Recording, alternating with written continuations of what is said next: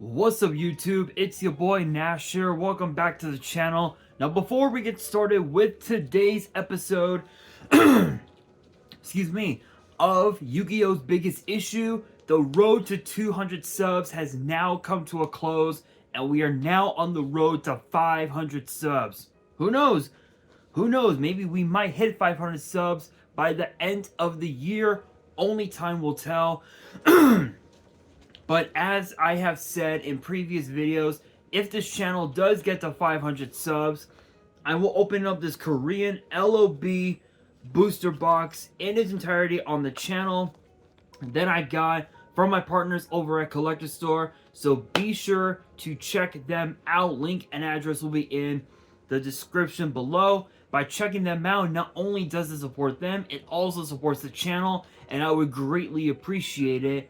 On the hopes to potentially pull a Blue Eyes White Dragon, a Dark Magician, a Red Eyes Black Dragon, a Piece of Exodia, Monster Reborn, Pot of Greed. Excuse me. The possibilities are out there. However, if this channel gets to 1,000 subs, I will open up this first edition Toon Chaos box in its entirety on the channel that I also got from my partners at Collector Store, on the hopes to potentially pull a collector's rare out of this set. But it wouldn't be the first time that I pulled a collector's rare, because I also pulled this. Freshly pulled out of my Genesis Impact box opening that I did a few months back. Excuse me. Is a collector's rare B-Cop from the Underworld. This thing looks absolutely beautiful. The centering on the back, you can easily tell, is like a bit off from top to bottom, but honestly, it really doesn't matter. I will be getting this graded at some point. Just never really came up with a good opportunity to do so. But with that being said, if you guys want to see those boxes get opened, maybe you guys want more episodes of WWE's Biggest Issue. Maybe you guys want more episodes of Yu-Gi-Oh's Biggest Issue. Deck profiles, card discussions, WWE topic videos, or maybe, just maybe, you guys want some premium live event predictions and results.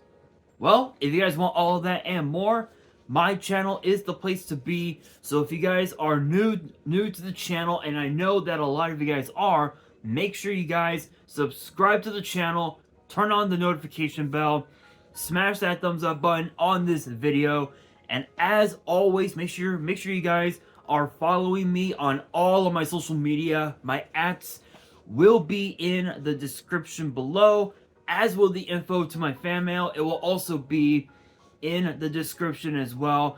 And I want you guys to post in the comments below answering the question of the day, which ties with today's episode, which is this: what cards you guys believe should get hit on the ban list post YCS Indy? Let me know down in the comments below.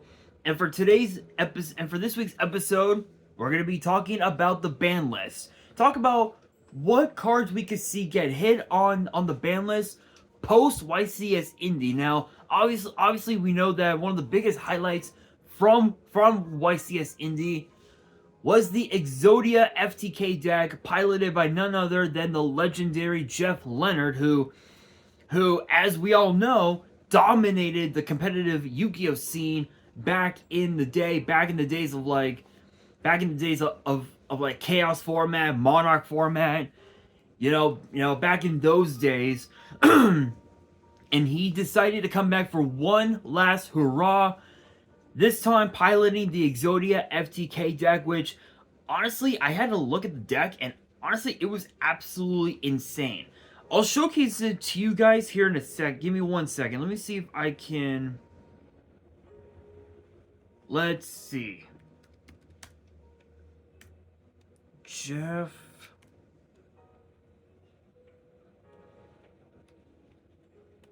Leonard Exodia deck. Let's see. Let me see if I can find it.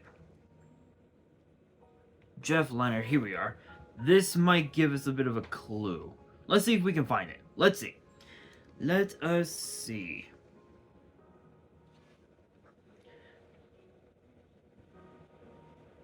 Okay, here we go. Alright, here we are. Okay.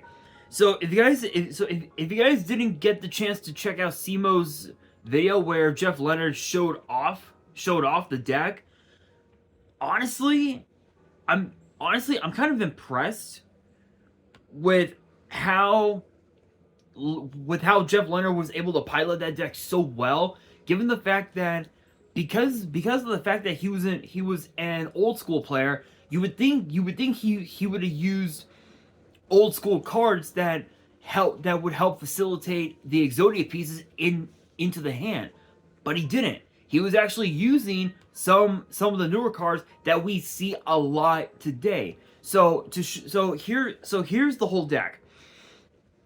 The extra, and potentially the side deck. So the main deck, obviously the 5 pieces of Exodia. Then of course you have 3 copies of Ignite Gallant, 1 Super Quantum Red Lair, 1 Ignis Phoenix the Draco Slayer, 2 Ignite Templar, 1 Blue Dragon Summoner, 1 Purple Poison Magician, 3 Neospace Connector, which is sort of like your combo starter for the whole deck, apparently. It's like, if you open with that card, you essentially just have full combo, which can help go into your Neospatian Aqua Dolphin, which then helps you go into your into a Soul, 2 Tails of the Noble Knights, and you could just pop off from there, which is pretty cool.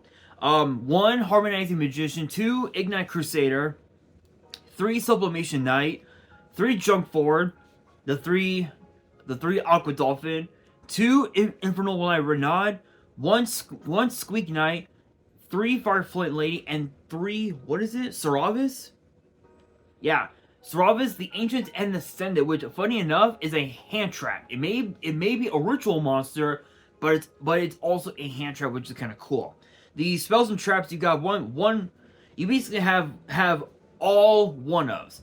Prohibition, Infernal Knight Durandal, Moonmere Shield, Magical Midbreaker Field, Fusion Armaments, Instant Contact, Instant Fusion, Pot of Prosperity, Ready Fusion, Rhoda, Call By, and Shade Brigandine. Those are all the one-ofs for the spells and traps. That's the main deck. The extra deck consists of Dino Star Power, the Mighty Draco Slayer, Elemental Hero Flare Neos, Dark Flare Knight, 2 Flame Swordsmen, a Symphonic Warrior Rocks,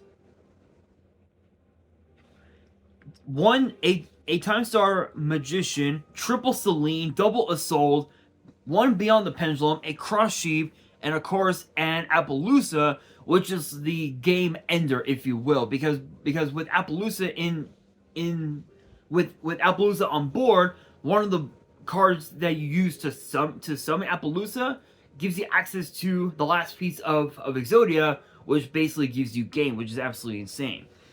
The side deck is a bit of an interesting one. So we got 3 Santa Claus, 3 Dark Ruler, no more, a Harpy's Feather Duster, Triple Hate True Nade, Double Lightning Storm, and Triple Evenly Match. So these cards are only in here in case if cards like Sublimation Knight, cards like Jump Forward, or even cards like Aqua Dolphin get impermed, and you know that they're gonna get impermed over and over and over again, you can just side them out for these cards, and you're pretty much off to the races from there.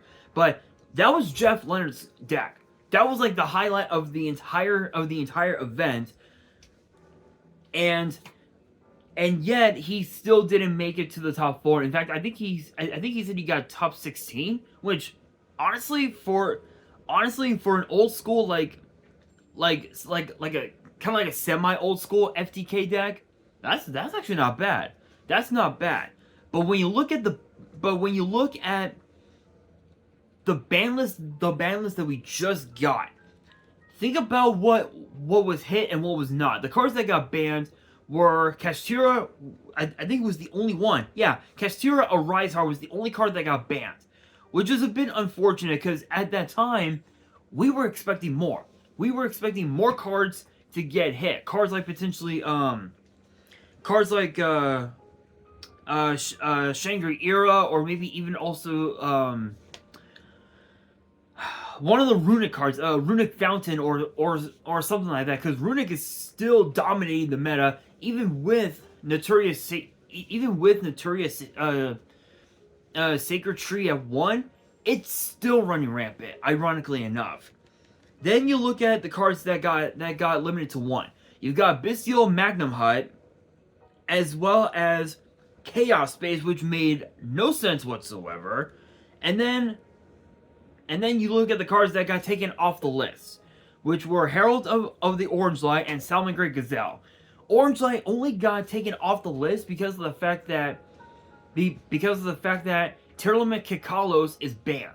But if both this card and Kikalos got, were taken off the list completely, a Shizu Tier would still be a meta deck.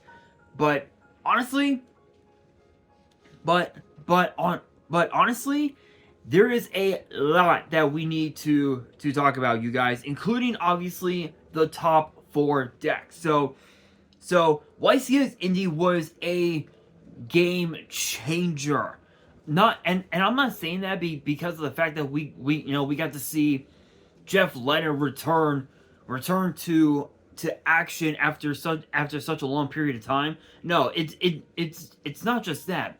It's the four individuals that made it to the finals of the entire event with some of the most insane decks I had ever seen. So we are obviously kicking off with the 4th place deck, piloted by none other than Steven Trifanovsky. Yes, Trif Gaming. Steven Trifanovsky playing Manadium, which this is probably one of the weirdest decks you will ever see him play, because if you guys had seen Trif's videos, there's a reason why he's known as the Pen God. He prefers to play pendulum decks over any other deck in the meta. But I guess he decided to switch it up just a little bit.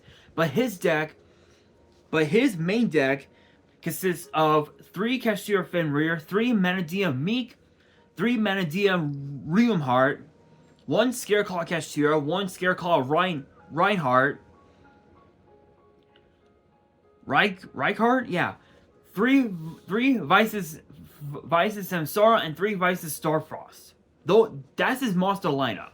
His spell lineup is 2 Enemy Controller, 3 Forbidden Droplet, 2 Manadium Obsession, 1 Manadium Imaginings, 3 Peaceful Planet Calarium, 1 Pressure Planet Ricesoth, 1 Primeval Planet Perlino, 2 Primitive Planet Reichphobia, 1 Realm Eulogy, 1 Rhoda, 2 Scareclaw Arrival, 1 Terraforming, and 2 Triple Tactics Talent.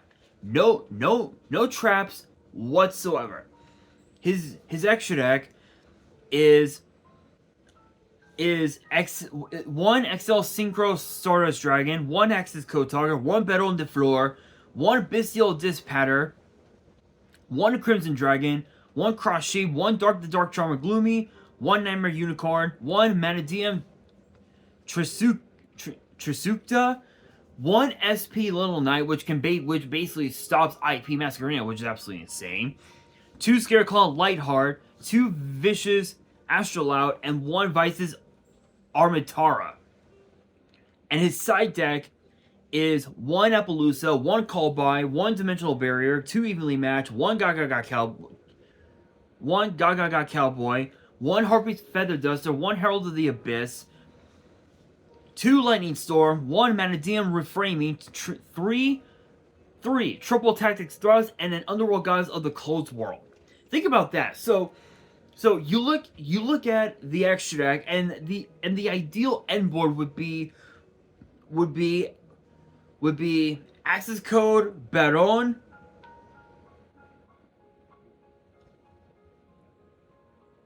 Bestial Dispatter, and XL Synchro Stardust Dragon. That would be like one ideal board you could do. Another ideal board, it could be Access Code, Baron, and Scarecrow Lightheart. I mean, you got some pretty different, you got some pretty interesting, like, different ways you can make your board with a pretty decent amount of negates or a pretty decent amount of disruption, which honestly is not that bad at all. I must admit, Triv did an amazing job with this deck. Then of course you look at third place, Yu Chen Li, who is running Purely. Never would have imagined Purely would ever make it to the finals of a tournament. I never would have imagined, because when I think of Purely, I think of the fact that it could be more so of a rogue deck rather than a tier like a tier 2 deck, like tier 2, tier 1 deck that makes it to the finals of a YCS or a nationals. You know, you guys get what I'm saying? So when I think so, honestly, that's pretty insane. But his monster lineup is three of everything: Ash Blossom, Droll Lockbird, Cashier Fenrir, Nibiru, Purely, and Purely Lee, I believe is how it's pronounced. So you have a pretty interesting lineup of monsters. Not only do you have three different hand traps in the form of Ash Blossom, Droll Lockbird, and Nibiru to not only stop your opponent from drawing more cards, not only stopping your opponent from adding cards from their deck to their hand, but you also have a way to break the opponent's board in the form of Nibiru, which is absolutely insane. But you also have Cashier Fenrir, which is a bit of an interesting one.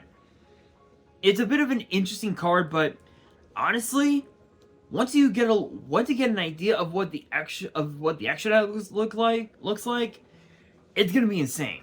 So the spell lineup is 3 My Friend Purely, 3 Pot of Prosperity, 1 Purely Pretty Memory, 3 Purely Happy Memory, 3 Purely Pretty Memory, 2 Sleepy Memory, and 3 Sleepy Memory, and 2 Stray Purely Street. Try saying those 10 times fast. The trap cards, he's got 3 Imperm and 1 Purely Leap. And then his extra deck is absolutely nasty. It is nasty.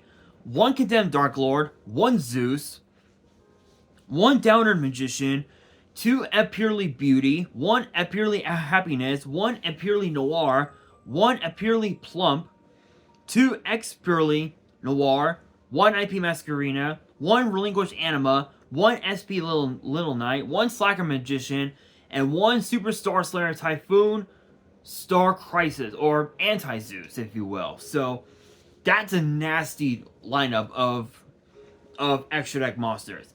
The side deck is interesting.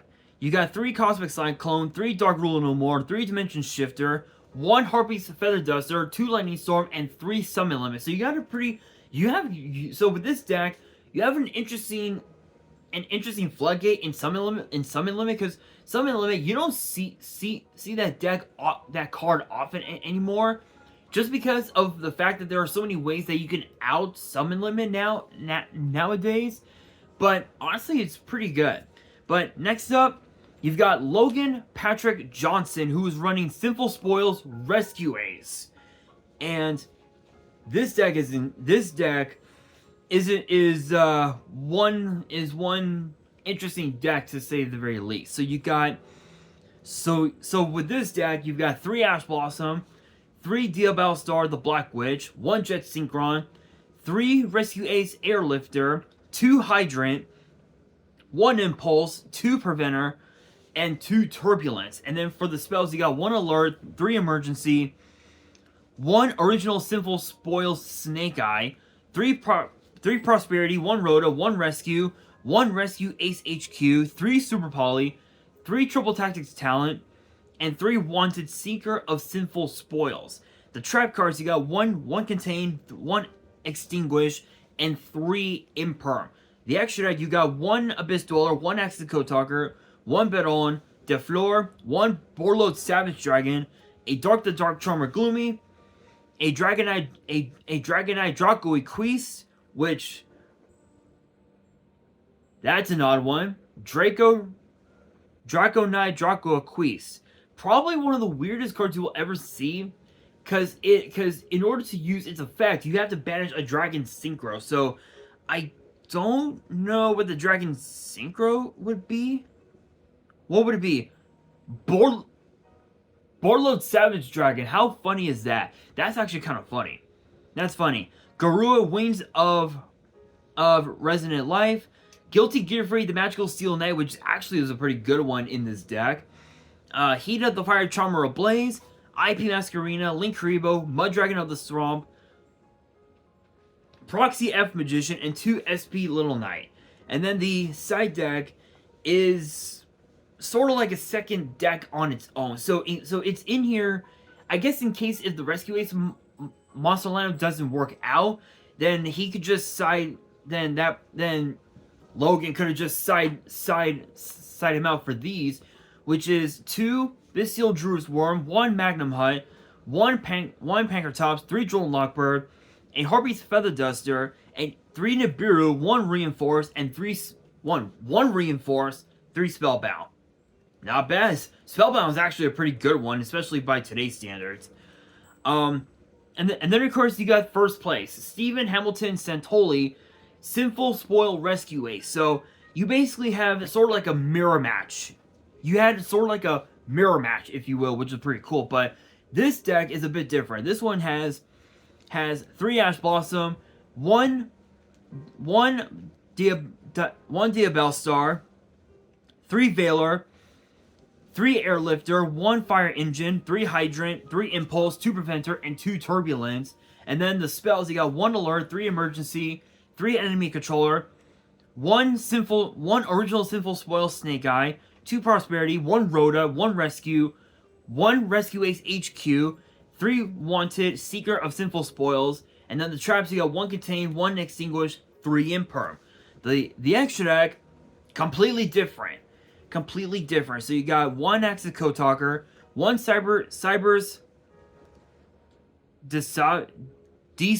Desave Worm, I believe is how it's pronounced, 1 Firewall Dragon, 1 Firewall Dragon Dark Fluid, Neo Tempest Terahertz, 1 Heat of the Fire Charmer Ablaze, 1 IP Masquerena, 1 Link Decoder, 1 Link Karibo, 1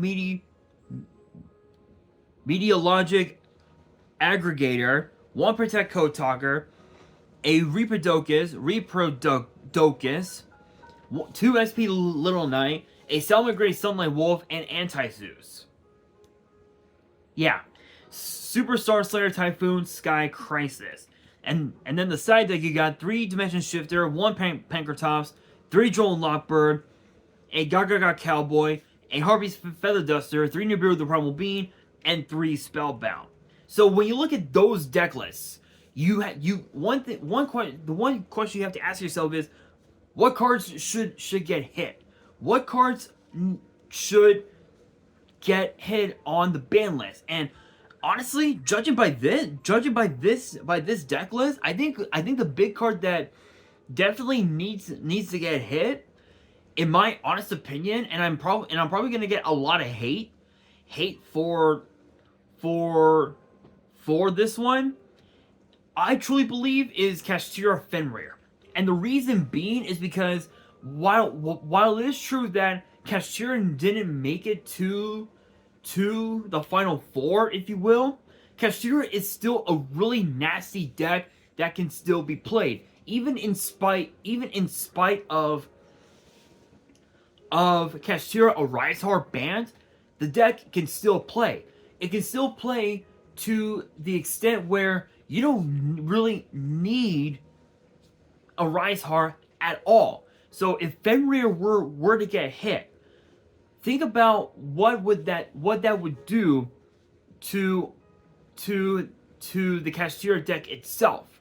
The Kashtira deck itself will completely diminish, and it would be almost as if you had never seen Kashtira before. So it's possible we could see Kashtira get hit. It's possible that Nibiru could get hit, even though even though Nibiru is a way to break boards, oftentimes there are ways that people can still abuse it to the point where it can get banned.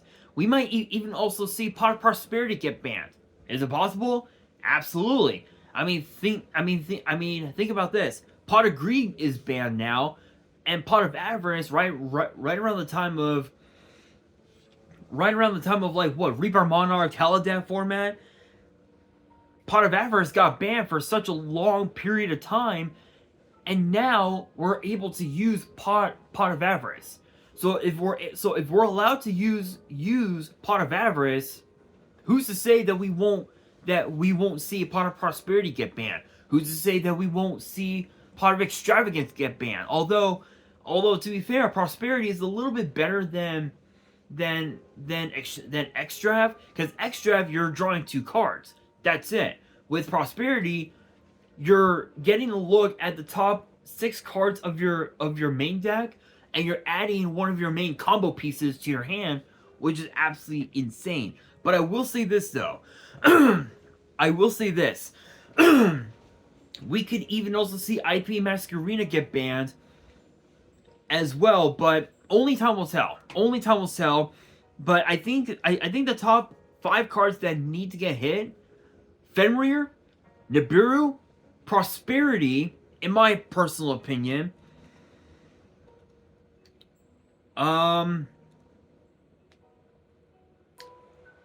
What else? IP, definitely IP.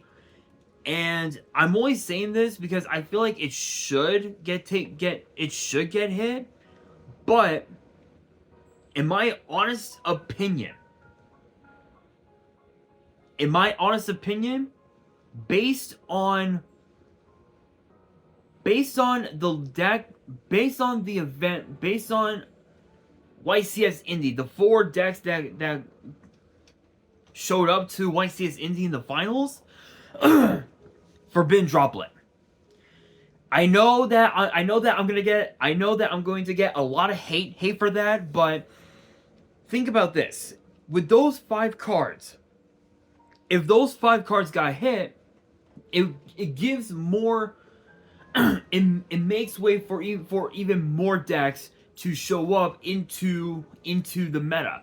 For all we know, we could see DDDs come back into the format. We could see potentially Tearlament come back to the format, even though Tearlament was a part of YCS Indy. It's possible that it could make its way into the meta, and we might even also see some other old school decks come back into the meta with the logic of those 5 cards getting hit. We might see decks like Flu Underease come back, Dark Magician, Blue Eyes. The possibilities are pretty much out there, but I don't really know if those 5 cards will really get hit. But though that's the fantasy ban list. I think the ideal ban list, as far as like cards that should get hit, the ideal, I think one of the main ideals would probably have to be Spellbound, mainly because it's a mainly because it's Dimensional Barrier in spell form. And Dimensional Barrier at one time got, I think it got limited to 1 at one point, if I remember correctly. So it's possible we could see. So it's possible for Spellbound to get hit. It's possible for Dino Wrestler Pankratops to get hit, because it's already at 1. Who's to say that Pankratops won't get banned? Maybe even also, ironically enough, because of how broken it is and how many combos you can make with the card, Borderlord Savage Dragon is one that could also potentially get hit, because with Borderlord Savage Dragon, it's essentially an Omni Negate, where it basically prevents your opponent from playing any Yu-Gi-Oh whatsoever. So those 4 plus Plus, and I'm saying this as not to put any hate, but definitely Cashier Fenrir. That right there is my ideal of cards getting banned. Now, as far as my ideal of cards getting limited to 1, honestly, I would love to see, as crazy as this sounds, and given where we're at now in today's Yu-Gi-Oh, I would love to see some more Bird of Sovereignty come up to 1. And the reason being is because that card worked so well with Harpies.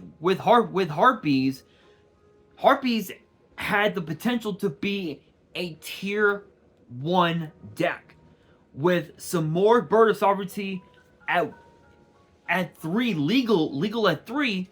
It was literally it had the potential to be a tier 0 deck.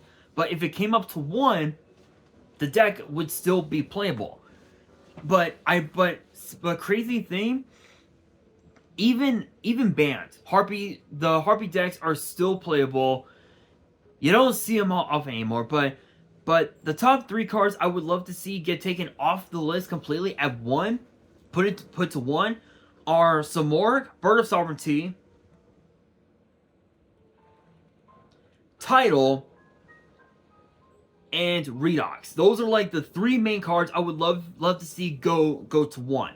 Reason being is because we're at the point now in Yu-Gi-Oh where the Dragon Ruler decks, a lot of the cards that were in the original Dragon Ruler decks either are banned or got an errata. And one of the main cards that was in the Dragon Ruler decks was obviously Max C. So with Max C still banned, and with cards like with cards like what were some of the other cards in the deck? I think Kaiser Coliseum. I think it was with cards like Kaiser Coliseum and cards like Royal Oppression banned. Dragon Rules have the potential to once again become a meta deck, but it won't be as consistent as it was originally back in 2013 when the rules were released in Lord of the Tachyon Galaxy. So those are the 3 cards I would love to see come up to 1. As far as cards that should be semi-limited, I mean, there's like no point. There's no point in having a semi-limited list, unless if it was Destiny Hero Malicious, in which case that's fine. But there's like nothing. But as far as the cards that I feel like should be taken off the list completely, hands down, as crazy as this sounds. The 5 cards that I would love to see get taken off the list completely and put to 3 are, let's see, looking at the cards that are limited to 1. I would say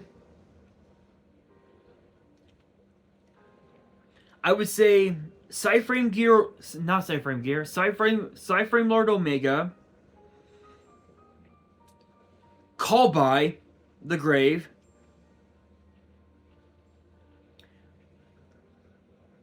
Instant Fusion,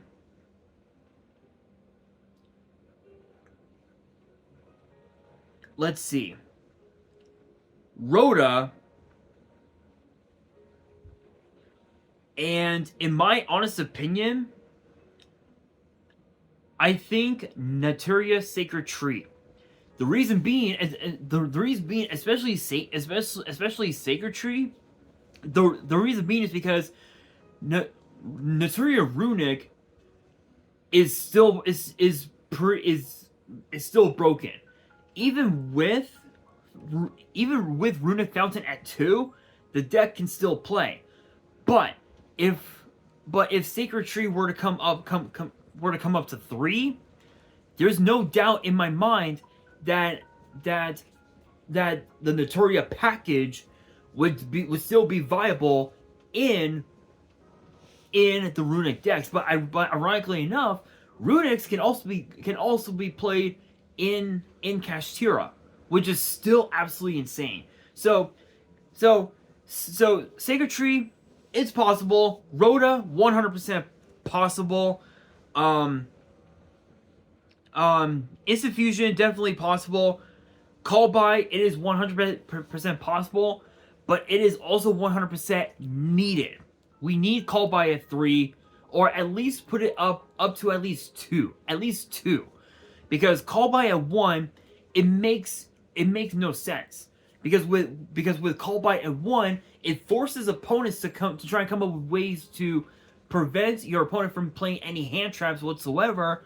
And aside from call by, the only other cards that you can use to potentially stop hand traps are cards like Master of Dark Law, and even also Mind Drain. Mind Drain, it's an old school card from Lord of the Tachyon Galaxy, but it's still a floodgate. It's basically skill drain, but for hand traps. So it's possible. It's possible that these cards could come up, but honestly, we don't really know for sure. But we will find out once we get a new ban list, which, because that we got the ban list back in September, a couple months ago, and we're now in the middle of November.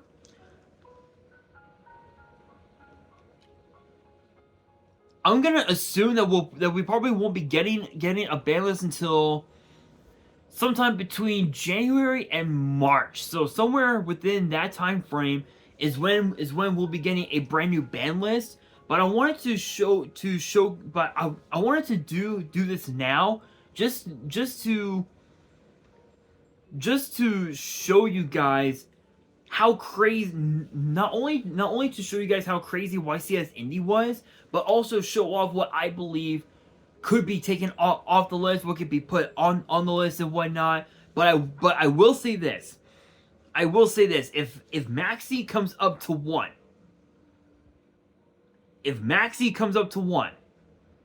I'm telling you guys right now, every single deck in the meta is going to abuse the living fuck out of this card, and they're going to use triple copies of Pot of Avarice.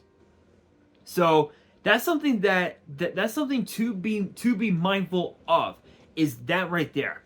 Maxi to 1, triple Pot of Avarice in every single deck. So it would be one copy of Avarice in the main, and the other 2 copies in the side. So Maxi could be a main deck card, could be a side deck card. The possibilities are out there, but is it possible? Absolutely. Is it bound to happen? Who knows? Only time will tell. But that will do it for this week's episode of Yu-Gi-Oh's Biggest Issue. Hopefully you guys enjoyed. If you did, make sure you guys smash that thumbs up button. If you guys are new to the channel and you guys want more episodes of Yu-Gi-Oh's Biggest Issue, make sure you guys subscribe to the channel, turn on the notification bell, and follow me on all of my social media. My ads will be in the description below, as will the info to my fan mail. It will also be in the description as well. And on that, this is your boy Nash, signing out.